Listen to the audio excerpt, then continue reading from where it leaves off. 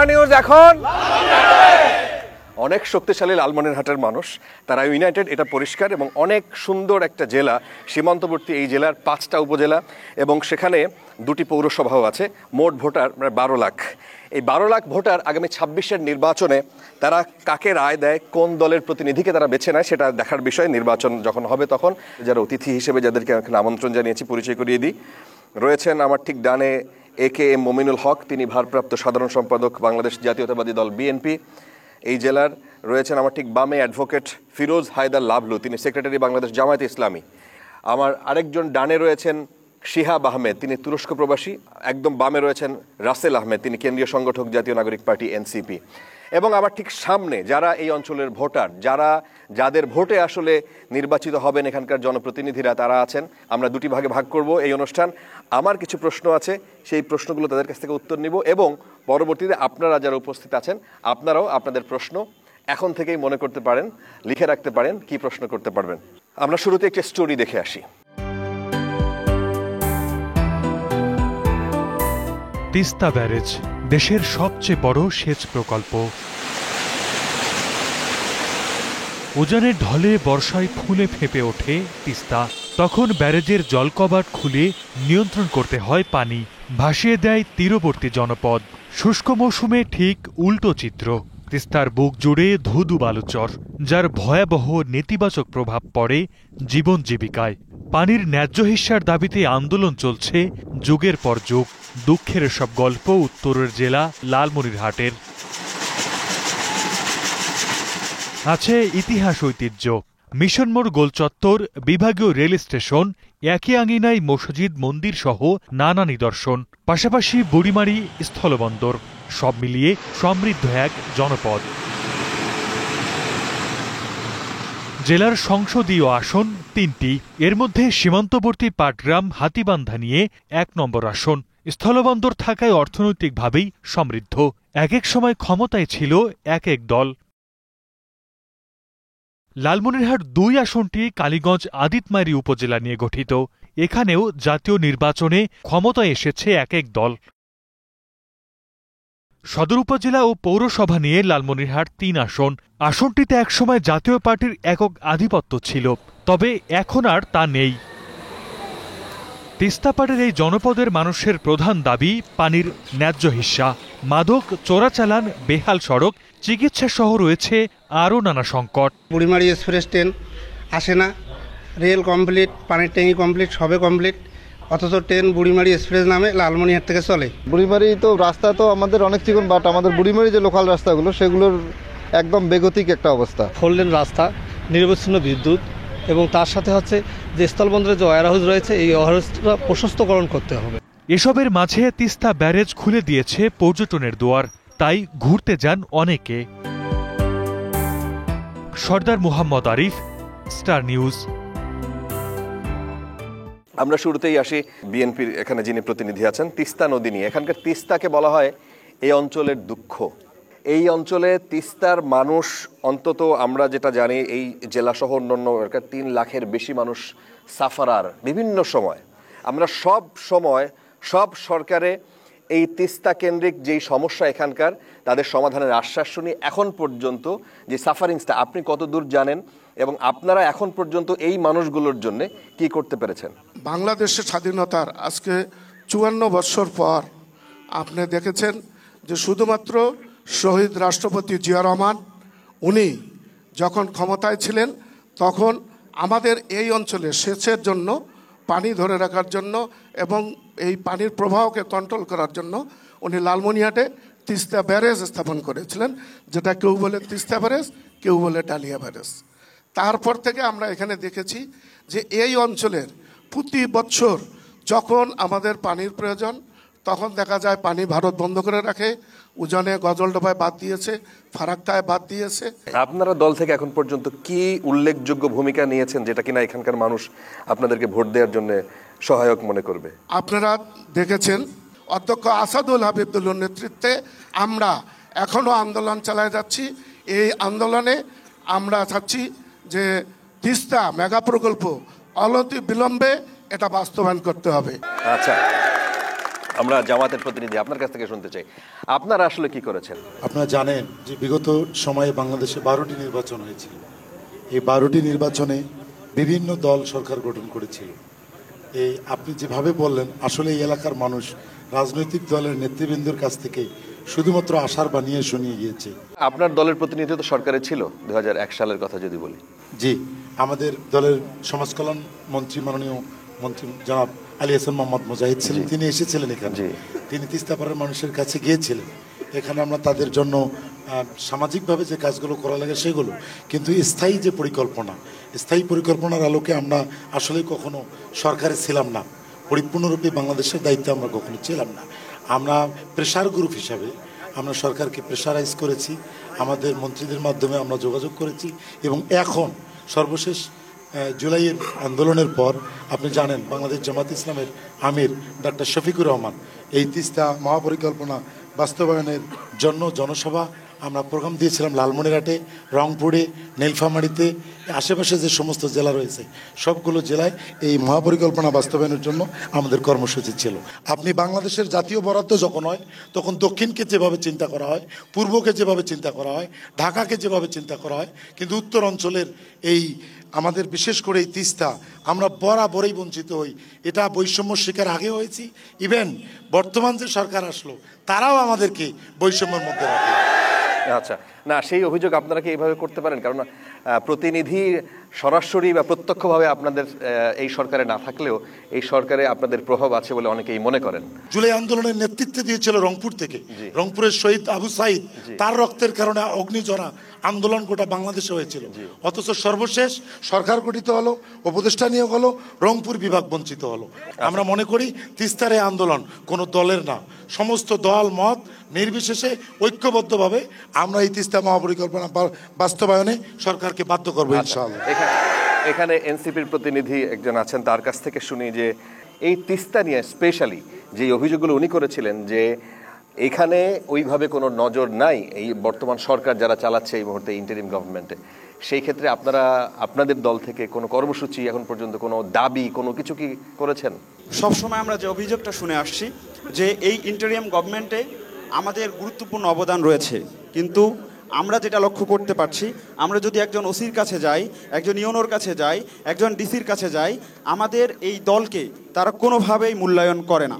পুরো দেশে জামাত এবং বিএনপি এই সরকারের ওপর একক একটা প্রভাব বিস্তার করছে এবং স্থানীয় সরকারে তারা একক প্রভাব বিস্তার করার মাধ্যমে। এখানকার আইন শৃঙ্খলা কমিটিতে আপনারা নাই? না, এইখানকার কোন আইন শৃঙ্খলা কমিটিতে আমরা নাই। আমরা যখন এই বরাদ্দ যেখানে দেওয়া হয় ডিসি অফিস থেকে, ইউনো অফিস থেকে, সেখানে আপনাদের প্রতিনিধি থাকে না? আমরা যেটা লক্ষ্য করি সবসময় সরকারের স্থানীয় প্রশাসনের স্থানীয় প্রতিনিধিদের সাথে যে সমন্বয় সভাগুলো হয় সেই সভায় সবসময় বিএনপি এবং জামাতের প্রতিনিধিত্ব দেখেছি। আমরা এখন পর্যন্ত কোনোভাবেই আমাদের এনসিপিকে তারা আমন্ত্রণ জানা নাই। তো সেই জায়গা থেকে আমি যেটা বলতে চাই, তিস্তাপাড়ের মানুষের এই দুঃখ, তিস্তাপাড়ের মানুষের এই কষ্ট একমাত্র ভারতীয় ভূ রাজনৈতিক আগ্রাসনের কারণে আমাদেরকে বিগত 53 বছর দেখতে হয়েছে। আপনি একটু বলবেন যে তিস্তা নিয়ে আপনার অবজারভেশন কীরকম? আমরা প্রতিশ্রুতি দিয়ে যাচ্ছি, প্রতিশ্রুতির পর প্রতিশ্রুতি, সরকারের পর সরকার, কিন্তু আমাদের জনগণের কোনো ভাগ্যের উন্নয়ন ঘটেনি। তিস্তা মহাপরিকল্পনা বাস্তবায়ন যদি হয়, লালমনিরহাট জেলা শুধু নয়, রংপুর বিভাগের কয়েকটি জেলা ইনশাআল্লাহ এখান থেকে তারা স্বাবলম্বী হবে, তাদের সফলতার নতুন গল্প তারা গাইবে। আর আমরা জানি ভারত আমাদের জন্য সবথেকে বড় শত্রু হয়ে দাঁড়িয়েছে। তারা ভূ রাজনৈতিক কারণে তিস্তা পাড়ের মানুষের ভাগ্যের উন্নয়ন হোক, তিস্তা মহাপরিকল্পনা বাস্তবায়ন হোক, তারা এটা চায় না। আর যে সরকার এই ক্ষমতায় এসেছে বিগত দিনগুলোতে আমরা দেখেছি তারা কিন্তু ভারতের সাথে লিয়াজু করে তাদেরকে সহযোগিতা করেছে। আমাদের পরের প্রশ্ন হচ্ছে, যেহেতু এটা সীমান্তবর্তী এলাকা, এখানে মাদক নিয়ে অনেকেই প্রশ্ন করেছেন। আপনাদের এখান থেকে প্রশ্ন পেয়েছি আমরা, প্রান্তিক পর্যায়ের যারা উঠতি বয়সী বাচ্চারা, যারা ইয়াং গ্রুপ, তাদেরকে আসলে মাদক ব্যাপকভাবে ক্ষতিগ্রস্ত করছে বলে অভিযোগ আছে। সেই যে মাদক পাচার সেটা বন্ধ হয় নাই, সেটা এখনো চলে। এখন কারা নিয়ন্ত্রণ করে? যারা ব্যবসা করে এরা ব্যবসায়ী, কিন্তু এখানে রাজনৈতিক নেতৃত্বের যে ছত্রছায়ায় যে হয় এইটার প্রশাসন চেক দিতে পারে না। এখন কি গত অবস্থা? 17 বছর এটা গত 17 বছর যেই অভিযোগটার কথা বললাম সেটা আওয়ামী লীগের নিয়ন্ত্রণে ছিল, সবাই বলেন। হ্যাঁ, এখন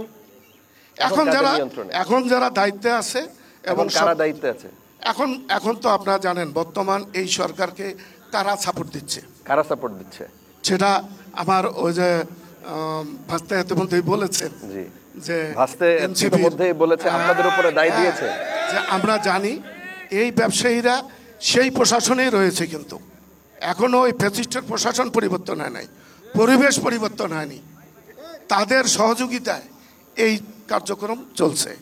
সেই আগের যে ফ্যাসিস্ট সরকারের যারা ছিল আমলারা, তারাই এখনো এই প্রশাসন চালাচ্ছে। আচ্ছা, আমরা একটু মাইক্রোফোন তাকে দিলে তার সুনির্দিষ্ট যদি অভিযোগ থেকে থাকে এই পর্যায়ে এই বিষয়ে আপনি বলতে পারেন, আপনার যদি কোনো প্রশ্ন থাকে। প্রশাসনে কিভাবে বিএনপির প্রভাব, আপনি যেটা বললেন, কিভাবে? আমরা 5 আগস্ট পরবর্তী সময়ে যেটা লক্ষ্য করেছি, আমরা চেয়েছি বাংলাদেশে প্রত্যেকটা রাজনৈতিক দল একই টেবিলে বসে শিষ্টাচারের সাথে আলোচনা করবে, দেশের সকল সমস্যা দূর করার জন্য তারা কথা বলবে। কিন্তু আমরা আবারও স্বৈরাচারী কায়দায় এখানে যেভাবে ডিস্টার্ব করা হচ্ছে, যেমন আগে জামাত বিএনপিকে যেভাবে ডিস্টার্ব করা হতো যে কোথাও কোনো মিটিং করতে পারবে না, কোথাও কোনো সমাবেশ করতে পারবে না, আজকে আমি একজন এনসিপির প্রতিনিধি, এখানে আমি মন খুলে কথা বলতে পারছি না। আমি একটা কথা বলতে চাই, আমি গতকাল সীমান্ত কেন আপনার মন খুলে কথা বলতে এখানে কি সমস্যা, কি এই দেখেন এখানে বিএনপির যারা সমর্থক রয়েছে তারা বারবার ডিস্টার্ব করছে। না এটা বারবার ডিস্টার্ব করছে। আচ্ছা এটা স্বাভাবিক, এটা রাজনীতি করতে হলে এটা আপনাকে সহ্য করতে হবে। আমরা যাদেরকে রাজনীতিতে নিয়ে আসি, আপনারা বলছেন যে আওয়ামী লীগ আগে করতো, এখন কারা করে? এখন আমরা যেটা আমি নাম ধরে বলতে পারবো, এই বিষয়গুলোর সাথে জামাত এবং বিএনপির লোকজন জড়িত রয়েছে।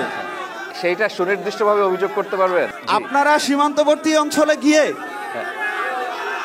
আচ্ছা, আমরা আমাদের শুনতে দেন। আপনারা সীমান্তবর্তী যে এলাকাগুলো রয়েছে সেগুলোতে আপনারা জরিপ করবেন। যদি কেউ কখনো এনসিপির কোনো একজন ব্যক্তির নাম বলতে পারে উইথ এভিডেন্স, তাহলে আমরা স্বীকার করে নিয়ে যে শাস্তিগুলো দেয়া যায় রাষ্ট্রীয়ভাবে সেই শাস্তি দিতে হবে। জাতির কাছে প্রয়োজনে ক্ষমা চাইবে যদি এই লালমনিরহাটের কোনো সীমান্তে এনসিপির কোনো ব্যক্তির সংশ্লিষ্টতা পাওয়া যায়। কিন্তু আপনারা মিডিয়া কর্মী রয়েছেন, আপনারা সমাজের দর্পণ, আপনারা স্থানীয়ভাবে ওই জায়গাগুলোতে আপনারা জরিপ করেন, আপনারা খোঁজ খবর নেন, তাহলে বুঝতে পারবেন এর সাথে জামাত বিএনপির সাথে প্রশাসনের একটা সংশ্লিষ্টতা রয়েছে। আমরা এই জায়গা থেকে তীব্র বিরোধিতা করি। আমরা একটা সুন্দর সমাজ, সুন্দর লালমনিরহাট চাই, এই জায়গাগুলো থেকে বেরিয়ে আসতে হবে আমাদের। মাইক্রোফোনটা যদি একটু দেন, আপনি কি একটু বলবেন যে জামাতের আসলে কতটা, আপনারা কাউকে এরকম পেয়েছেন কিনা এবং সাংগঠনিকভাবে কোনো শাস্তির বিধান আপনারা নিশ্চিত করতে পেরেছেন? সব ধরনের অসত্য তথ্য দিলেও, সব ধরনের কল্পিত অভিযোগ আনলেও জামায়াত ইসলামী বা ইসলামী ছাত্র শিবিরের একজনের বিরুদ্ধে, গোটা বাংলাদেশে একজনের বিরুদ্ধে মাদকের সঙ্গে সংশ্লিষ্টতা কখনো, যারা ফ্যাসিস্ট তারা পারেনি। এখন যদি কেউ অসত্য তথ্য দেয় তাহলে আমরা মনে করব সেটি সঠিক নয় এবং তাদেরকেও ছাড়িয়ে যাবে তারা। আমরা এই কথার জবাব দিতে চাচ্ছি না। আমাদের স্বতন্ত্র যিনি নির্বাচন করতে আগ্রহী, একটু বলবেন যে আপনি এই বিষয়টা সম্পর্কে কতটা জানেন এবং এখনকার পরিস্থিতি কি, আপনি কি দেখেন? আমি মনে করি এই চোরাচালান, মাদক এগুলো নিয়ন্ত্রণ আমাদের করা সম্ভব, কিন্তু শুধু দরকার রাজনৈতিক দলগুলোর একটা সদিচ্ছা। তারা যদি সম্মিলিতভাবে একটা প্ল্যাটফর্মে দাঁড়িয়ে বলতে পারে জিরো টলারেন্স মাদকের বিরুদ্ধে, আমি আপনাদেরকে বলতেছি যে জিরো টলারেন্স মাদকের বিরুদ্ধে এই কথা বলে প্রতিটা রাজনৈতিক দল যদি একখানে দাঁড়িয়ে যায়, হাতীবান্ধা, পাটগ্রাম, লালমনিরহাট শুধু নয়, সমগ্র বাংলাদেশ থেকে মাদককে নির্মূল করা সম্ভব। রাজনৈতিক দলের ছত্রছায়ায় কাজগুলো হচ্ছে এবং ওই এলাকার কিছু ব্যক্তি আছেন যেই ব্যক্তিরা ওই এলাকাটাকে কন্ট্রোল করেন, ওই সীমান্তবর্তী এলাকার পার্শ্ববর্তী যে ঘরগুলো আছে তারা কিন্তু কন্ট্রোল করেন, তাদের ছত্রছায়ায় গড়ে উঠতেছে এই মাদক ব্যবসা। আচ্ছা, এবং এটা চলমান রয়েছে। আচ্ছা, আমরা আরেকটা টপিকে যাব, সবশেষ বোধহয় এই বিষয়ে কিছু বলতে চান। আমি আপনাকে একটা জিনিস বলতে চাই, অধ্যক্ষ আসাদুল হাবিবুল্লাহ উনি মন্ত্রী হওয়ার পরে সর্বপ্রথম এই লালমনিরহাটের এই মাদকের বিরুদ্ধে উনি জেহাদ ঘোষণা করেছিলেন। সেটার থেকে, এই পরিসংখ্যান থেকে আমরা জানি, আমরা তখন দল মত কাউকে কিন্তু দেখি নাই। এই অঞ্চলের সমস্ত রাজনৈতিক দল, সমস্ত জনগণকে নিয়ে কিন্তু এটা উনি করেছিলেন। তো এটা আসলে আমাদের সামাজিক ব্যাধি। এইখানে ও যে লাভলু সাহেব বলছে যে মাদক কারা ব্যবসায়ীদের কোনো দল নাই, এরা আসলে সবসময় সুবিধাভোগী ইয়ার উপরে তারা সুবিধা নেয়। এই কারণেই আমাদের এই মাদকদ্রব্য নির্মূল করতে গেলে এটার নেতৃত্ব ওই রাজনৈতিক নেতাদেরকেই দিতে হবে। কোনো প্রশাসনের লোক এটা নেতৃত্ব দিয়ে এটা করতে পারবে না, কারণ প্রশাসনরাই এটা করে থাকে। আচ্ছা, আমার আর একটা থার্ড টপিক হচ্ছে এখানকার স্বাস্থ্য ব্যবস্থা। আমি জানি না এখানে যারা এই সদর হাসপাতালের কথা বলেন, জেলা হাসপাতাল 250 শয্যার, কিংবা প্রত্যেকটা উপজেলা, এই কালীগঞ্জ সহ প্রত্যেকটা উপজেলায় আমরা খোঁজ নিলাম 137টা পদ MBBS ডাক্তারের পদ শূন্য কতগুলো জানেন? 137টা পদের মধ্যে মাত্র 37 জন আছে, আর 100 জন নাই। আপনারা কি চেষ্টা করেছেন এখন পর্যন্ত যে এখানকার হাসপাতালে ডাক্তাররা যেন থাকে, নার্সরা যেন থাকে, সেবা যেন পাওয়া যায়, ওষুধ যেন পাওয়া যায়, এই বিষয়ে কোনো পদক্ষেপ আপনারা 5ই আগস্টের পরে নিয়েছেন? যে আপনি যেটা বললেন যে হাসপাতালে লোক সংখ্যা নেই, এটা বাস্তবতা। পোস্টিং লালমনিরহাটে, পোস্টিংটা লালমনিরহাটে, বেতন নিচ্ছে লালমনিরহাটে, আর চাকরি করতেছেন ওই ঢাকায়। আচ্ছা, কোনো না কোনো ডাক্তাররা এখানে আসে 2, 3, 6 মাস থেকে, আবার দেখবেন তারা যে কোনো একটা ডিগ্রিধারীর নাম করে চলে যায়। আর যে লোকগুলো আপনি বললেন যে আপনার অঙ্গ সংগঠন, স্বেচ্ছাসেবক দল বা কোনো একটা হাসপাতালে যে সেখানে টেন্ডারের সাথে আপনাদের জড়িত, মানে আপনার দলের লোকজন জড়িত, এবং সেখানে একটা ঘটনাও আমরা সামাজিক যোগাযোগ মাধ্যমে বেশ ভাইরাল দেখেছি। আমরাও দেখেছি এইটা। আমরা তারপরে ওই আমাদের যে একজন যুব দলের ছেলেকে পুলিশ অ্যারেস্ট করেছিল, সে বলতেছে ওই দিন ওখানে টেন্ডারের দিন ছিল, সে সেখানে রুগী দেখতে গিয়েছিলেন, কিন্তু বাস্তবে তাকে যেতে ওই মুহূর্তে আপনার আইন শৃঙ্খলা বাহিনী সেখানে যে অভিযোগের ভিত্তিতে যে এখানে টেন্ডারের ডিস্টার্ব দেওয়া হচ্ছে, সে যদি ইয়াং, সেজন্য তাকে ধরা হয়েছে। পরবর্তীতে আমরা দেখেছি আইন শৃঙ্খলা বাহিনী বা থানাতে তার বিরুদ্ধে কোনো অভিযোগ না পেয়ে বা সুনির্দিষ্ট হাসপাতাল কর্তৃপক্ষ কোনো অভিযোগ দিতে পারেনি, যার জন্য তাকে কিন্তু ছেড়ে দেওয়া হয়েছে। আপনারা হাসপাতাল নিয়ে, আমি জামাতের প্রতিনিধি। ধন্যবাদ আপনাকে। আমরা মনে করি যারা জনপ্রতিনিধি ছিল, যারা পার্লামেন্টের মেম্বার ছিল, তাদের পরিবারের কোনো লোকজন এই হাসপাতালগুলোতে কখনোই চিকিৎসা নিত না, ফলে তারা কখনোই হাসপাতালগুলোতে প্রবেশ করতো না। এই হাসপাতালগুলো এখন আমাদের জন্য কান্না। আমাদের যে কটা হাসপাতাল রয়েছে, আমরা বলেছি আমরা এই হাসপাতালটা নিশ্চিত করতে চাই, এবং আগামী দিনে হাসপাতালে সুচিকিৎসা নিশ্চিত করতে চাই, এবং আগামী দিনে আমরা যদি রাষ্ট্রীয় দায়িত্ব আল্লাহর দয়ায় মানুষ আমাদেরকে দেয়, আমরা এই হাসপাতাল সবার আগে অগ্রাধিকার ভিত্তিতে হাসপাতালে সুচিকিৎসা নিশ্চিত করা হবে ইনশাআল্লাহ।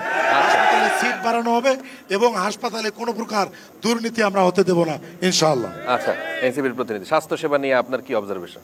পুরো উপজেলা থেকে কমপক্ষে প্রতিদিন 5 থেকে 7 হাজার মানুষ চিকিৎসা নিতে যায়। সেখানে দায়িত্বরত চিকিৎসক ছিলেন মাত্র 2 জন। ইভেন আমি যখন বললাম এখানে অফিসার্স ইনচার্জ কে আছেন, আমি একটু কথা বলবো, উনি আমার সামনে দেখাও হলো তার, ভাই আজকে আমি ছুটিতে আছি। মানে একটা উপজেলা স্বাস্থ্য কমপ্লেক্স মাত্র 2 জন চিকিৎসক দিয়ে চলছে, যেখানে দাঁতের ডাক্তার নাই, চোখের ডাক্তার নাই, হৃদরোগ বিশেষজ্ঞ নাই, হাত কান নাক গলা, মানে কোনো সমস্যার সমাধান আমাদের এই এলাকার মানুষ পায় না। সিভিল সার্জনও এই দায়িত্বগুলো যথাযথভাবে পালন করে না। প্রত্যেকটা জেলার যতগুলো উপজেলার স্বাস্থ্য কমপ্লেক্স রয়েছে, আমাদের জেলা হাসপাতাল রয়েছে, এগুলোকে নাপা সেন্টারই বলা যায়। আমরা নাপা সেন্টার বলবো, এবং আমরা যদি কখনো ক্ষমতায় আসি সেগুলোকে আমরা এফিশিয়েন্ট করব। সেখানে আমরা গ্রামের মানুষের সুচিকিৎসা নিশ্চিত করার জন্য আমরা যথাযথ পরিস্থিতি কি স্বাস্থ্য পদক্ষেপ গ্রহণ করব। খোঁজ রাখেন আপনি? আমাদের মানুষ কেউ যদি কোনো এমার্জেন্সি রুগী হয়, আমরা এতদিন শুনছি না ডাক্তার আসিবার পূর্বে রুগী মরিয়া গিয়েছে, তো সেই অবস্থা রংপুরে পৌঁছার পূর্বেই আমাদের হাতিবান্ধা পাটগ্রামের মানুষ লাশ হয়ে বাড়ি ফেরে। এবং আপনি জেনে অবাক হবেন, পাটগ্রাম উপজেলা স্বাস্থ্য যে কেন্দ্র, বেহাল দশা। 2 উপজেলায় 1 জন শিশু ডাক্তার ছিল, 1 জন 1 মাসও টিকতে পারেনি। 2 উপজেলায় 60,000 আমাদের শিশু সন্তান রয়েছে, তাদের চিকিৎসার জন্য 1 জন ডাক্তারও এখন নেই। এই দুর্নীতির জন্য কিন্তু এই অবস্থা। যে বাজেটগুলো আসতো, যে চিকিৎসা সহায়তা আসতো, এটা কিন্তু কাজে লাগে নাই। আমি যদি এই বিষয়ে আপনার একটু দৃষ্টি আকর্ষণ করি, যে বিএনপি বড় রাজনৈতিক দল, এখানে তাদের প্রভাবও অনেক বেশি, অনেক আগে থেকে। সেই হিসেবে আপনাদের কি প্ল্যান এই পুরো জেলা নিয়ে যদি আপনি 30 সেকেন্ডে একটু বলেন। আমরা বিভিন্ন সময় আলোচনা করে থাকি, কিন্তু আসলে স্বাস্থ্য বিভাগ এটা জাতীয়ভাবে একটা মাফিয়া চক্রের আওতায় আছে। সেই মাফিয়ার হাত থেকে যতদিন এই জিনিসটা আমাদের বাইরে হয়ে আসবে না, ততদিন আমরা এই হাসপাতালের চিকিৎসা সেবা বলেন, আর ঔষধ ব্যবস্থাপনাই বলেন, আর ডাক্তারদের অবস্থান বলেন, এগুলো ফিরিয়ে আনতে সময় লাগবে। বিএনপি সেই সময় কত সময়? যদি বিএনপিকে দেশের জনগণ রাষ্ট্র ক্ষমতা দেয়, তাহলে আমি আশা করি বিএনপি তার স্বাস্থ্যনীতি এই বর্তমান যেভাবে চলছে এটা পরিবর্তন করে বাংলাদেশের, যেহেতু বিএনপি জনগণের দল, জনগণের স্বাস্থ্যসেবা জনগণের দ্বার গড়ায় পৌঁছে দেওয়ার তারা দায়িত্ব নেবে। আচ্ছা আচ্ছা, আমার পরের টপিকটা আমরা ঠিক করেছি এখানকার রাজনীতি, স্থানীয় রাজনীতির পরিস্থিতি। বিএনপির বিভিন্ন গ্রুপ কি এখানে আছে সক্রিয়? তাদের কতটা আপনারা এককভাবে মনে করছেন যে এই আসনগুলো সবগুলো আপনাদের কবজায় নেওয়ার প্ল্যান, নাকি কোনোটা আগের বারের মতো জামাতকেও ছেড়ে দেওয়ার প্ল্যান, না আপনাদের পরিকল্পনাটা যদি একটু বলেন। লালমনিরহাটের রাজনীতিতে আমাদের দেশনেত্রী বেগম খালেদা জিয়া লালমনিরহাট জেলাকে বিএনপির কর্মকাণ্ডের এবং আসাদুল হাবিবুল্লাহর নেতৃত্বে একটি সুশৃঙ্খল দল হিসাবে এই জেলাকে ঘোষণা করেছেন। এটা গ্রুপিং না, এটা হলো আমাদের নেতৃত্বের প্রতিযোগিতা। আচ্ছা, নেতৃত্বের প্রতিযোগিতা দেখতে পারবে। যে কেউ একটা আসনে শুধু কি একজনের নমিনেশন চায়, কয়েকজন চাইতে পারে। জামাতের কয়জন চেয়েছে? ম্যান, আপনি জানেন যে আমাদের তো নমিনেশন চাওয়ার কোনো সিস্টেম নাই। আচ্ছা আচ্ছা, আসবো আপনাদের কাছে। আচ্ছা, আপনি আমাদের এই সংগঠনে বিএনপি কিন্তু নমিনেশন চায়। জামাতের যে আমার লাভলু হায়দার বলল যে জামাতের নমিনেশন চায় না, জামাত আসলে এখন পর্যন্ত নির্ধারণ করতে পারে নাই ওরা কোন নির্বাচনে অংশগ্রহণ করবে। পিআরএ যাবে না সিআরএ যাবে না জিআরএ যাবে না জনগণের ভোটে তারা সরাসরি এখানে ক্যান্ডিডেট হয়ে ভোট নেবে, এইটার সিদ্ধান্ত কিন্তু না। আমার কথা হলো যে আমাদের নেতৃত্বের প্রতিনিধি থাকতে পারে, কিন্তু দল যাকে সিদ্ধান্ত দেবে এবার পার্টির ভারপ্রাপ্ত চেয়ারম্যান যাকে সিদ্ধান্ত দেবে, যাকে দলীয় মনোনয়ন দেবে, আমার তৃণমূলের নেতাদের সাথে আমাদের যোগাযোগ সবচেয়ে রয়েছে। আমাদের এই অঞ্চলের নেতা অধ্যক্ষ আসাদুল হাবিবুল্লাহরও সেই যোগাযোগ আছে। আমাদের তৃণমূল অঞ্চলের নেতারা সেটা আমাদেরকে ইতিমধ্যেই মতামত দিয়েছেন। ধানের শীষ যার পক্ষে থাকবে আমরা তার পক্ষেই আছি। জামাতের পরিস্থিতি কি? আপনাদের 2001-এর সেই সময়ও আপনারা এককভাবে ছিল না, সেই সময় জোটগতভাবে আপনারা আসন পেয়েছেন। আপনাদের এখনকার পরিকল্পনা যদি আমাদেরকে একটু বলেন, আপনারা কতদূর এগিয়ে নাকি পিছিয়ে? আমরা মনে করি এদেশের মানুষ রাজনৈতিক জমিদারিত্বের চির অবসান বাংলাদেশে হয়েছে। এদেশে আর রাজনৈতিক জমিদারিত্ব থাকবে না, কারোরই রাজনৈতিক জমিদারিত্ব থাকবে না। এখানে ফ্যাসিস্ট বিদায় হয়েছে, ডমিনেটিং পলিটিক্স বাংলাদেশ থেকে বিদায় হয়েছে। সাধারণ মানুষ এখন মনে করে এখানে সোশ্যাল ওয়েলফেয়ার পলিটিক্স চালু হয়েছে। আমরা মনে করি, আমি ব্যক্তিগতভাবে আমি নিজেও সাধারণ মানুষের পাশে রয়েছি। মানুষ এখন ভালোটাকে গ্রহণ করতেছে। আমরা মনে করি আমাদের যে পদক্ষেপ এই মানুষের জন্য যা করণীয়, মানুষ আমাদেরকে গ্রহণ করবে মর্মে যাদের কাছে যাচ্ছি সবাই এগিয়ে আসতেছে। এনসিপির পরিকল্পনা কি এখানে? লালমনিরহাট জেলায় আদিতমাই এবং কালীগঞ্জ আসনকে, লালমনিরহাট 2 আসন, সংসদীয় 17 আসনকে নিয়ে আমাদের পরিকল্পনা রয়েছে। আমরা এখানে আমাদের সমস্ত শ্রম দিচ্ছি, আমরা মানুষের দ্বারে গিয়ে কথা বলার চেষ্টা করছি। ইন্ডাস্ট্রিয়াল রেভলিউশন ঘটাতে চাই। আপনাদেরকে আমি কিছু তথ্য দেই, আপনারা জেনে থাকবেন। আমাদের চা শিল্প বাংলাদেশে গুরুত্বপূর্ণ একটা শিল্প হিসেবে প্রতিষ্ঠিত হয়েছে। আমাদের সিলেট, মৌলভীবাজার, হবিগঞ্জের পর পঞ্চগড় এবং চট্টগ্রামে চা চাষ হয়, কিন্তু আপনারা যদি খুঁজে দেখেন আমাদের কালীগঞ্জ উপজেলাতে চা চাষ হচ্ছে। আমরা যদি পাটগ্রাম এবং মোগলহাট বন্দরকে চালু করতে পারি এবং এটাকে যদি আমরা এফিশিয়েন্ট করতে পারি, এটার মাধ্যমে যদি আমরা ভারত, নেপাল এবং ভুটানের সাথে আমরা বাণিজ্য করতে পারি, এই বাণিজ্য যদি ত্বরান্বিত হয়, আমরা যদি এখানে একটা ইপিজেড গঠন করতে পারি, ইপিজেড নিয়ে আসতে পারি, তাহলে মোগলহাট বন্দর এবং বুড়িবাড়ি স্থল বন্দরের মাধ্যমে আমরা যে ইন্ডাস্ট্রিয়াল রেভলিউশনের কথা চিন্তা করছি, লালমনিরহাটে একটি ইন্ডাস্ট্রিয়াল রেভলিউশন হবে এবং সেই বিষয়গুলো নিয়ে আমরা কাজ করার জন্য চেষ্টা করে যাচ্ছি।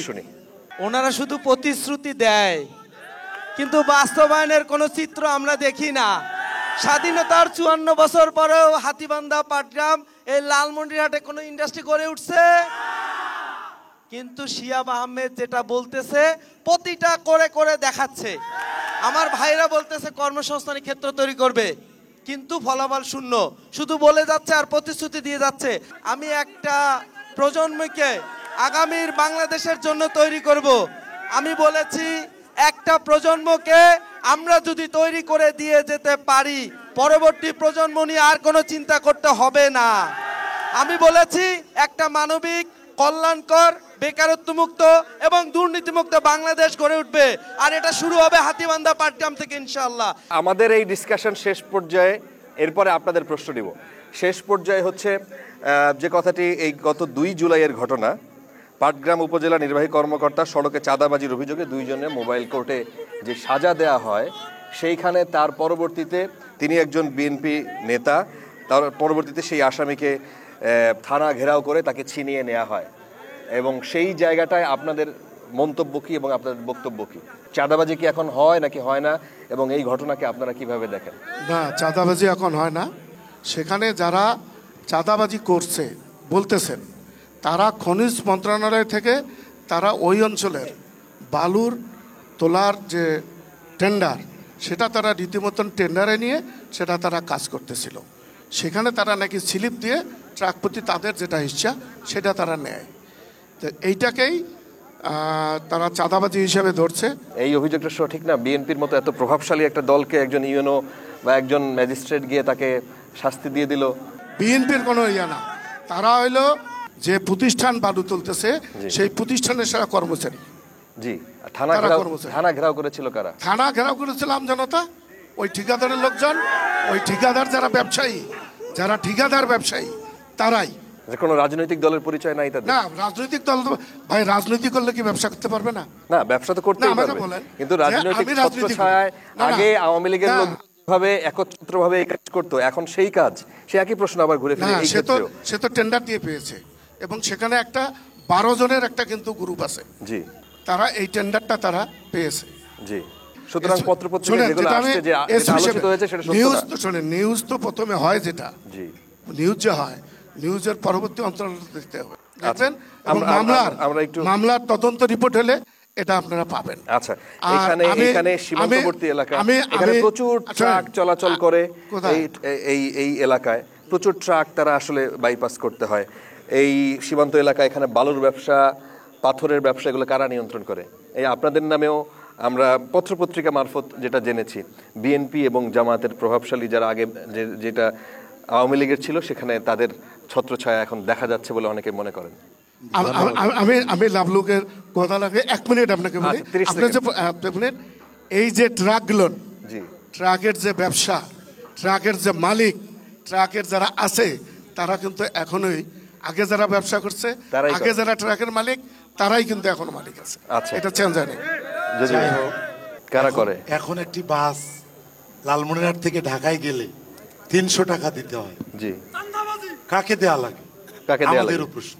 জি, কাকে দেয়া লাগতেছে? এটা সরাসরি এখানকার আর্মির ক্যান্টনমেন্ট আছে, ক্যাম্প আছে, সেখানে এই অভিযোগও গিয়েছে। জি, বাস মালিকরা অভিযোগ করেছে কিছু কিছু। আসলে সবগুলো মিলে একটা দুষ্ট চক্র তো আছেই, বিভিন্ন ছত্র ছায় করে। আপনারা পরিষ্কার করে বলতে পারবেন না? না, আমরা পারবো না কেন? আমরা তো দেখতেছি। আপনি যদি পাশে বিভিন্ন ঠিকাদারি নিয়ন্ত্রণ, বিভিন্ন অফিসের কাজ নিয়ন্ত্রণ, জেলা পরিষদের ঠিকাদারি নিয়ন্ত্রণ কারা করে, উপজেলা পরিষদের এলজিডির আগে কারা করতো, এখন কারা করে, পিআই অফিসের ঠিকাদারি নিয়ন্ত্রণ, জি, এগুলো তো আমরা বিভিন্নভাবে দেখতেছি। এবং আরো আশ্চর্যজনক ব্যাপার, লালমনিরহাটে আর একটা এডিশনাল ঘটনা ঘটেছে। সেটি হলো যে রাস্তা ঠিকাদারি না পাইয়েও অনেকে রাস্তার কাজ স্টার্ট করে দিয়েছে। ঠিকাদারি তো আর অপরাধ না, সে একজন ব্যবসায়ী। আমরা ঠিকাদারি আমি অপরাধ বলিনি, বাট ঠিকাদারি নিয়ন্ত্রণ করা। আপনি পানি উন্নয়ন বোর্ড, আপনি এলজিডিতে, আপনি এখানে আপনার গণপূর্ত অফিসে, আপনি জেলা পরিষদে, আপনি উপজেলা পরিষদের এলজিডিতে, আচ্ছা, এখন বৈশাখ মাস থেকে হাট বাজারে রাজস্ব ওঠার কথা, রাজস্ব বঞ্চিত হচ্ছে লালমনিরহাটে। অনেকগুলো হাট বাজারে ডাক হয়নি, সেই ডাক কারা হতে দিল না, কারা সেখান থেকে টোল তুলতেছে। একটা হাট বাজারের ডাক 65 লাখ হওয়ার কথা ছিল। ইতিপূর্বে গত 10 বছরে যে হাটের ডাক 35 লাখ 40 লাখ টাকা হাটের ডাক ছিল, সেই হাট এবার ডাক হয়নি। ডাক না হয়ে খাস কালেকশনের নামে ওইখানকার রাজস্ব অফিসে মাত্র 5,000, 6,000, 3,000, 2,000 টাকা জমা হচ্ছে। রাষ্ট্র লক্ষ লক্ষ কোটি কোটি টাকা রাজস্ব থেকে বঞ্চিত হচ্ছে। আমরা ইতিপূর্বে আপনারা এর প্রতিবাদ জানিয়েছেন। আমি স্পষ্ট বলতেছি, আমরা কোনো দলকে দোষ দিতে চাই না। যদি কেউ চাঁদাবাজি করে তারা দলের আশ্রয় করে। আমি মনে করি যারা এগুলো করে, যারা সন্ত্রাসী কার্যক্রম করে, যারা চাঁদাবাজ, যারা ধান্দাবাজ, যারা দুর্নীতিবাজ, তারা কোনো দলের আশ্রয় করার চেষ্টা করে। আমরা এখানে আর দোষারোপের রাজনীতি করতে চাই না। আমরা নতুন রাজনীতি করতে চাই। আমরা প্রমোট করতে চাই ভালো রাজনীতিকে। আমরা কোনো দলের উপর দায় চাপাতে চাই না, কিন্তু কোনো না কোনো ভাবে কোনো না কোনো দলের ছত্র ছায়ায় এই লোকগুলো করার চেষ্টা করে। যারা হাত বদল করার চেষ্টা করে, যারা ছাউনি বদল করার চেষ্টা করে, এক সময় ওই ছাউনিতে থাকে, এক সময় আর এক ছাউনিতে যাওয়ার চেষ্টা করে। আমরা মনে করি আমাদের দলকে না নিয়ে পরিষ্কার আমরা একটু এনসিপির প্রতিনিধি তার কাছ থেকে ছোট্ট করে শুনবো, তারপরে প্রশ্নে যাব আপনাদের। জি, জামাতের প্রতিনিধি বললেন প্রত্যেকটা অফিসে যেখানে যেখানে দরপত্র দেয়া হয় এই জেলার উন্নয়নের জন্য, প্রত্যেকটা দরপত্রেই একক আধিপত্য এবং একচ্ছত্র আধিপত্য রয়েছে।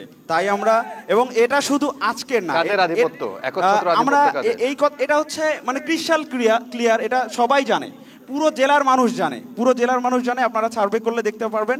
তো মানে এই অটোক্রেটিক সিস্টেম ভেঙে দেওয়ার জন্য আমরা এনসিপি এখানে রাজনীতি করব, আমরা সফল হব, জনগণকে নিয়ে অবশ্যই সফল হবে ইনশাআল্লাহ। কথা পরিষ্কার। আমি একটু আপনাদের কাছ থেকে প্রশ্ন করতে চাই। যে প্রশ্ন করবেন তিনি হাত তুললে আমাদের মাইক্রোফোন। বাংলাদেশ জামাত ইসলামের আমির যেভাবে ওপেন ঘোষণা করেছে যে আমরা দুর্নীতি করব না, দুর্নীতি করতে দেব না, চাঁদাবাজি করব না, চাঁদাবাজি করতে দেব না, আজকে নেতৃবৃন্দকে এখানে দাঁড়িয়ে শপথ করতে পারেন যে আপনারা এভাবে ওপেন ঘোষণা দেন যে আমরা চাঁদাবাজি করব না, আমরা দুর্নীতি করব না? কে কে করতে পারেন আমরা দেখতে চাই। যদি আপনারা ক্ষমতায় যান, পাওয়ারে যান, আপনারা কি ওপেন এই ঘোষণা দিবেন কিনা যে পরিষ্কারভাবে কোনো দুর্নীতিতে আপনার দল, আপনার এখানকার যিনি প্রতিনিধি, তিনি জড়াবেন না? আমাদের এখানকার প্রতিনিধি এই জেলায় যিনি নেতৃত্ব দেন, এই জেলার মানুষ তৃণমূল পর্যন্ত জানে যে উনি কোনো দুর্নীতির সাথে আপোষ করে না, কোনো দুর্নীতি উনি করে না। এটা বাস্তবতা। আর দুর্নীতি এইটা আমাদেরকে সবাইকে ঐক্যবদ্ধভাবে দুর্নীতির যে শিকড় গোড়াপত্তন হয়েছে বাংলাদেশে, এটা পূরণ করতে গেলে আমাদেরকে কিন্তু সবাইকে এটা শপথ করতে হবে।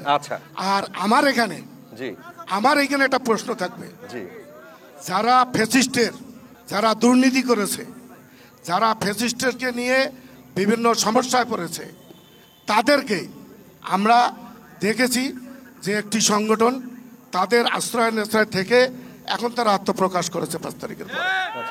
আবার আমার আহ্বান তাদের প্রতি যে বলুক যে ফ্যাসিস্টের দোষরদেরকে আর আমরা আশ্রয় দেব না, প্রশ্রয় দেব না, আমরা তাদেরকে আমাদের দলীয় সদস্য হিসেবে পরিচয় দেব না।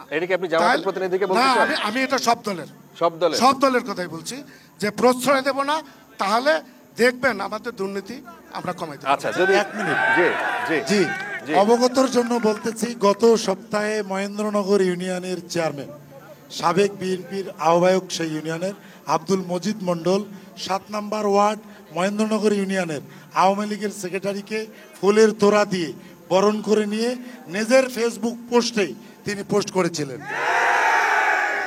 এটা মনে হয়, আমার মনে হয় কি, আমার ঘটনার কি, জামাতে ইসলাম আবার আইসিটির ব্যবসাটাই খুব ভালো পারে। যার মাথায় টুপি নাই এরা টুপি দেখাইতে পারে। আরে মিয়া তবেন ভুয়ামো করিয়েন না। বাংলাদেশের ইতিহাস আছে, যেনারা বাংলাদেশকে বাংলাদেশ হিসেবে স্বীকৃতি দেয় না, বাংলাদেশের স্বাধীনতা যেনারা মানে না। লাভলু সাহেব যে কথাটা বলছেন, বিএনপিতে জয়েন করা, এই ধরনের কোনো যদি ডকুমেন্ট দিতে পারে, আমি সদর উপজেলা বিএনপির সভাপতি হিসেবে আপনাকে বলে যাচ্ছি এবং জেলা বিএনপির সেক্রেটারি হিসেবে বলে যাচ্ছি যে আমি তাকে বহিষ্কার করে দেব। আমরা প্রশ্ন নিতে চাই। সেকেন্ড প্রশ্ন, আপনারা এই বাংলাদেশে ইসলামিক রাষ্ট্র কায়েম করবেন। আসলে ইসলামিক রাষ্ট্র যদি কায়েম করতে যান সেক্ষেত্রে এখন যে বর্তমান সংবিধান আছে সেই সংবিধান মেনে আপনারা যে নির্বাচন করবেন এবং পরবর্তীতে ইসলামিক রাষ্ট্র কায়েম করতে গিয়ে আপনারা যে কোরআনের রাষ্ট্র যে কায়েম করার কথা বলেন, আসলে এটি বাংলাদেশের সাংঘর্ষিক কিনা আমি এটি জানতে চাই। প্রশ্ন ক্লিয়ার। জি জি, শরিয়া কনসেপ্টটা অনেকে মনে করে একটা বিচার ব্যবস্থা, শুধু শরিয়া কনসেপ্টটা এই যে আমি আপনার সঙ্গে ভদ্রভাবে কথা বলতেছি, আপনার কথা আমি শুনতেছি, আমি আপনাকে মর্যাদা দিচ্ছি, দিস ইজ শরিয়া। বাংলাদেশে এই যে ভদ্রভাবে কথা শোনা এবং বলা, এটিও শরিয়ার অন্তর্ভুক্ত। শুনতে হবে, শুনতে হবে। জি, এই যে আমাদের ব্যবহারিক জীবন, আমাদের ব্যবহারিক জীবন কোরআনের আইন মানে আমরা একজন আরেকজনের অধিকার প্রতিষ্ঠা করার যে কাজ করে যাচ্ছি। আচ্ছা জি, পরের প্রশ্ন। অনেক রাজনৈতিক দল ক্ষমতায় ছিল, কিন্তু তারা এই যে আমরা যে স্বাস্থ্যক্ষেত্রের কথা বললাম, তারা ক্ষমতায় থাকার পরও স্বাস্থ্যক্ষেত্রের কোনো উন্নয়ন করতে পারে নাই। তারা বলতেছে একটা চক্র কাজ করে। আচ্ছা, আমরা দেখছি যে জুলাই আন্দোলনে আমরা আন্দোলন করে একটা সরকারকে পতন করতে পারছি, কিন্তু আমরা এই চক্রকে তো কোনো দলকে দেখলাম না যে তারা মানববন্ধন করলো, কোনো কর্মসূচি পালন করলো। আচ্ছা, এই প্রশ্ন কার কাছে? বিএনপি এবং এনসিপির কাছে।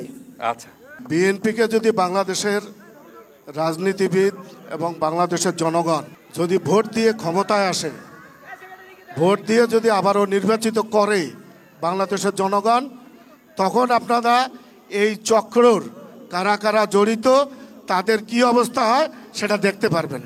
এইখানে এই 36-এর আন্দোলনে যারা শরিক ছিল তাদেরকে নিয়ে কোনো কর্মসূচি, তাদের পক্ষে কোনো কর্মসূচি ছিল না। আমরা লালমনিরহাটে এখন পর্যন্ত কোনো প্রোগ্রাম করতে পারি নাই, এর দায়ভার আমরা অবশ্যই মেনে নিচ্ছি এবং এই দায়ভার স্বীকার করছি। বাট আমাদের দলের পক্ষ থেকে, জাতীয় নাগরিক পার্টি সেন্ট্রালের পক্ষ থেকে জুলাই শহীদ এবং আহতদেরকে নিয়ে প্রোগ্রাম করা হয়েছে। কিন্তু এখানে কোনো কার্যক্রম নাই। এখানে উনি সেটাই জানতে চেয়েছেন। এখানে আহত এবং শহীদদের আমরা বাড়িতে বাড়িতে গিয়ে খোঁজ খবর নেওয়ার চেষ্টা করেছি। আমরা সম্প্রীতির রাজনীতি চাই, আমরা সৌহার্দ্যপূর্ণ রাজনীতি চাই, আমরা কাঁধে কাঁধ মিলে সকল রাজনৈতিক দল একসাথেই বাংলাদেশকে বিনির্মাণ করতে চাই। একজন আরেকজনকে দোষারোপ দিয়ে একজন আরেকজন একটা সত্য কথা মিথ্যা বানানো এবং মিথ্যা কথা সত্য বানানোকে আমাদেরকে পরিহার করতে হবে।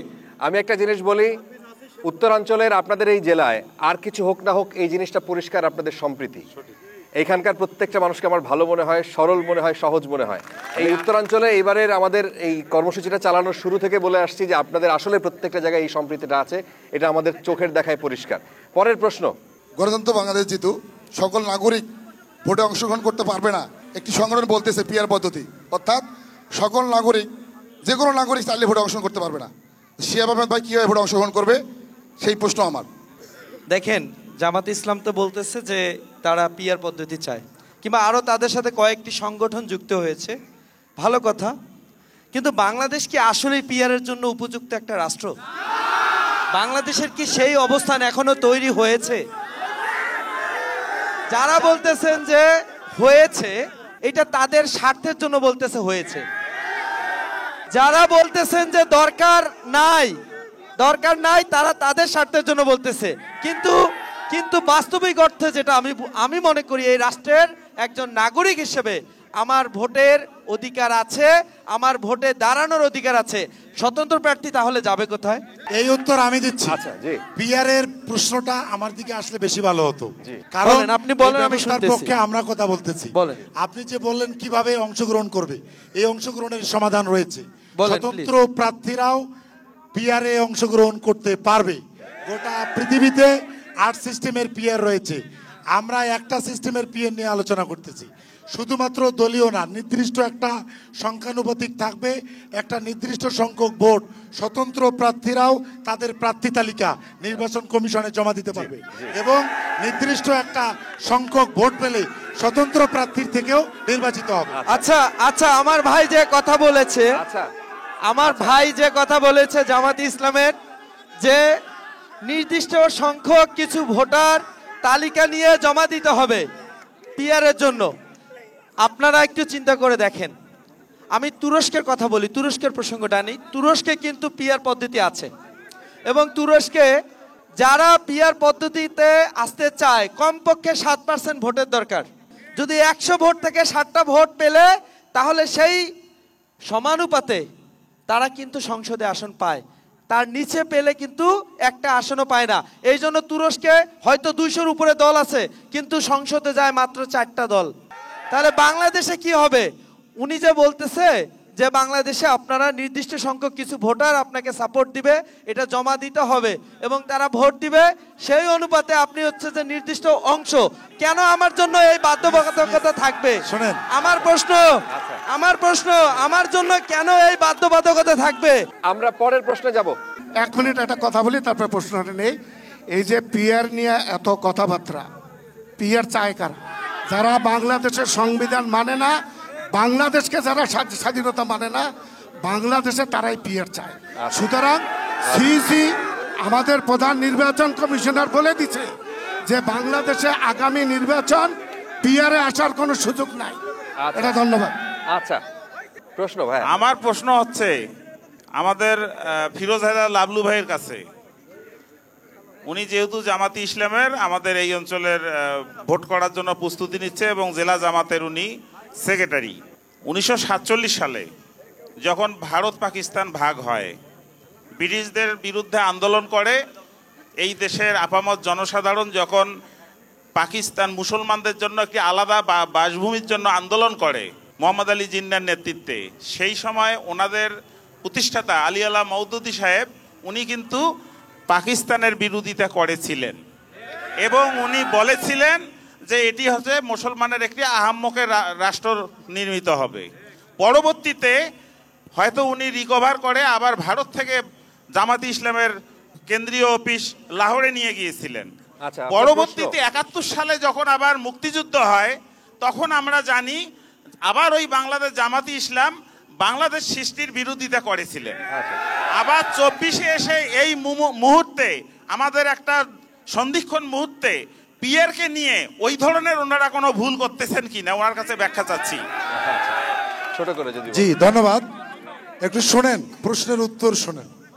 আমরা যখন কেয়ারটেকার সরকারের পলিসি জামাত ইসলামী প্রথম দিয়েছিল 1986 সালে, অধ্যাপক গোলাম আজম সাহেব, তখনও বাংলাদেশের রাজনৈতিক দলগুলো বলছিল কেয়ারটেকার বলতে পৃথিবীতে কিছু নেই, পাগল আর শিশু ছাড়া নিরপেক্ষ কেউ হয় না। সর্বশেষ এখন এসে সব দল কেয়ারটেকারের আন্দোলন করতে বাধ্য হয়েছে। আমরা মনে করি এই পিআর সিস্টেমও একদিন বাংলাদেশের মানুষ গ্রহণ করবে। আমরা বলিনি এটি এবারেই বাধ্যতামূলক করতে হবে, আমরা বলছি গণভোটে দেন, মানুষ যদি চায় তাহলে হবে। আমরা বলছি মানুষ যদি চায় তাহলে হবে। আচ্ছা, আমরা বলেছি এভাবে কেয়ারটেকার সরকারকে। আর একটি কথা, আর স্বাধীনতার কথা যেভাবে বলতেছেন, আমরা জানি স্বাধীনতাকে আমরা ওন করি, আর সাথে থাকলে সঙ্গী, না থাকলে জঙ্গি। এই জায়গা থেকে বের হতে হবে, এই জাতিকে বের হতে হবে। ধন্যবাদ। আচ্ছা, আমরা আরেকটা প্রশ্ন নিব মাঝখান থেকে। ধন্যবাদ। আমার প্রশ্নটা বিএনপির নেতৃবৃন্দর কাছে। উনি একটু আগে বললেন যে ওনারা ফ্যাসিস্ট অর্থাৎ আওয়ামী লীগ প্রশ্নে অনেক ঐক্যবদ্ধ এবং অনেক কঠোর, কিন্তু আমরা দেখতে পাচ্ছি জুলাই পরবর্তী সময়ে সকল ফ্যাসিবাদ বিরোধী দল যখন ঐক্যবদ্ধভাবে আওয়ামী লীগ এবং জাতীয় পার্টি সহ 14 দলীয় জোটের নিষিদ্ধ চাচ্ছে, কিন্তু তখন তারা এবং বিএনপির মহাসচিব বলেছেন যে তারা মানে জাতীয় পার্টি এবং আওয়ামী লীগের অংশগ্রহণে এবং বিরোধী দল রেখে তারা নির্বাচনে চায়। তো একদিক দিয়ে তারা আওয়ামী লীগকে কঠোরপন্থী, মানে আওয়ামী লীগের ভিতরে তারা কঠোর আন্দোলন করে গরম গরম বক্তব্য দিবে, কিন্তু অন্যদিকে আওয়ামী লীগকে কোলে তুলে নেওয়ার যে একটা বিষয়, এটা কিন্তু একটা দ্বিচারিতা। এটা আসলে কেন? উনি যে কথাটা বলছেন যে নিষিদ্ধ চাই, আমাদের মহাসচিব কি বলছেন? নিষিদ্ধ তো এদেশের জনগণরা করবে। সুতরাং একটা রাজনৈতিক দলকে বললেই নিষিদ্ধ হয়, আবার দাবি উঠছে।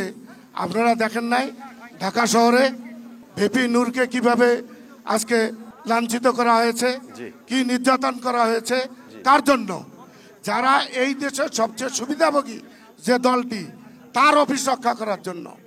সুতরাং যতই যা বলেন না কেন, রাজনীতি যেটাই আসি না কেন, আমরা যেটাই চিন্তা করি না কেন, যদি আমরা 71-এর চেতনা আমাদের থাকে, আবার 24-এর চেতনা যদি আমাদের যোগ হয়, তাহলে আগামীতে এই ফ্যাসিস্টের দোসর আর যারা রাজাকার তাদেরকে আমরা কোনোদিন মানে নিতে পারি।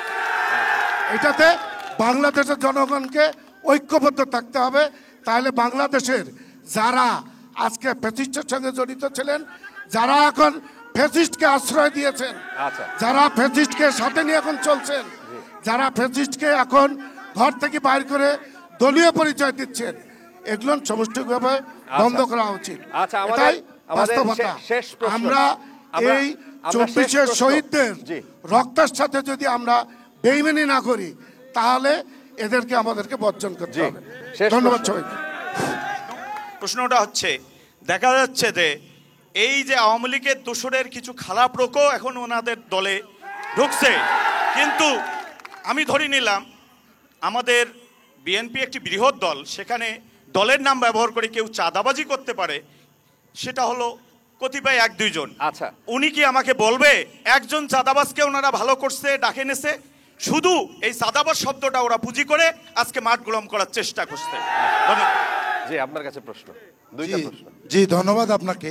আমি মমিনুল ভাইয়ের কথা থেকে একটি লাইন শুধু কথা বলে ওনার প্রশ্নের উত্তর দিচ্ছি। বাংলাদেশের শাহ আজিজুর রহমানকে সর্বপ্রথম প্রধানমন্ত্রী বানিয়েছিল বিএনপি। বাংলাদেশে প্রেসিডেন্ট আব্দুর রহমানকে সর্বপ্রথম প্রেসিডেন্ট বানিয়েছিল বিএনপি। বাংলাদেশের আব্দুল আলিমকে সর্বপ্রথম মন্ত্রী বানিয়েছিল বিএনপি। সুতরাং আমরা ওই দিকে আর যেতে চাই না। আমি আপনার প্রশ্নের উত্তরে আসতে চাই। ভাই গোলাম আজম, শুনেন, জি, আমি আপনার প্রশ্নের উত্তর দিতে চাই। লাবলু সাহেব, আপনার গোলাম আজম, মতিউর রহমান নিজামী, এদের প্রশ্নটা নিয়ে আসেন। আপনার প্রশ্নের উত্তরে বলতে চাই যে এই জেলায়, আমি জামায়াত ইসলামের জেলা সেক্রেটারি হিসেবে বলছি, এই জেলায় কোনো জায়গায় আওয়ামী লীগের কোনো লোক বা ফ্যাসিস্টের দোসর কোনো লোক কোনো পর্যায়ে জামায়াত ইসলামীতে সরাসরি কোনোভাবেই যোগদান করে নাই, এবং এর কোনো তথ্য আমাদের জানা মতে এই তথ্য নাই। যদি কোনো তথ্য থেকে থাকে, আমরা একটা রাজনৈতিক দল, আমরা ফেরেস্তার দল না, আমরা মানুষের দল। আমাদেরও ভুল হতে পারে। যদি কোনো রাজনৈতিক দল বলে যে আমরা ভুলের ঊর্ধ্বে, তাহলে তারা মানুষ নয়। আমরা বলি আমরা ফেরেস্তা নই, আমরাও মানুষ, আমাদের দলের কোনো ভুল হবে না, এটা আমরা বলবো না, কিন্তু আমরা সুন্দর ব্যবহারের মধ্যে সেটা সমাধান করতে চাই। কোনো লোক যদি এসে, আমাদের জানা মতে কোনো তথ্য নাই, কোনো তথ্য থাকলে আমাদেরকে দিবেন, অবশ্যই আমরা ব্যবস্থা নেব। আমরা মনে করি আগামী দিনে সম্প্রীতির রাজনীতি করতে হবে, প্রতিহিংসার রাজনীতি ত্যাগ করতে হবে। এদেশের মানুষ প্রতিহিংসার রাজনীতিকারীকে আর কখনো গ্রহণ করবে না। আচ্ছা, আমরা বিশ্বাস করে, স্টার নিউজ বিশ্বাস করে এবং স্বচক্ষে দেখে গেল, এই অঞ্চলে প্রতিহিংসার রাজনীতি নাই, এই অঞ্চলে সম্প্রীতি অনেক বেশি এবং সবার প্রতি রেসপেক্টটাও অনেক বেশি। অনেক আলোচনার ইস্যু ছিল, আমরা ওইদিকে যেতে পারি নাই। এখানকার শিল্প, এখানকার এয়ারপোর্ট নিয়ে কথা ছিল, অনেক প্রশ্ন ছিল, আমরা ওদিকে আলোচনা করতে পারি নাই। কিন্তু এইটুকু সময়ের মধ্যে যতটুকু আলোচনা আমরা করলাম, আমাদের এই আলোচনা আমরা আবারও করতে চাই, আমরা আবার আসতে চাই। আপনারা যারা আমাদেরকে সময় দিয়েছেন, যারা অডিয়েন্স হিসেবে সময় দিয়েছেন, সবাইকে অসংখ্য ধন্যবাদ। আজকে এখানেই আমরা শেষ করছি। ধন্যবাদ আপনাদের।